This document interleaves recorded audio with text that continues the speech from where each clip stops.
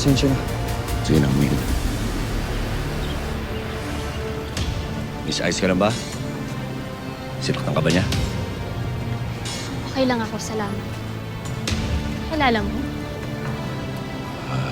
Oo, matagal na sigayan dito sa amin pero maayos naman, nakakausap naman yan. Buti naman may takot siya sa'yo. Takot lang yan dahil alam niya may mali siyang ginagawa. Pero ikaw ba, miss, wala ka bang kasama? Delikado kasi dito sa amin eh. Baka mabuti pa siguro kung ihatid kita sa inyo. Ay, hindi na. Salamat na lang. Pero ito, tanggapin mo na lang to. Hindi na, miss. Sige na, tanggapin mo na to. Hindi ako makakatulog kapag hindi mo to tinanggap.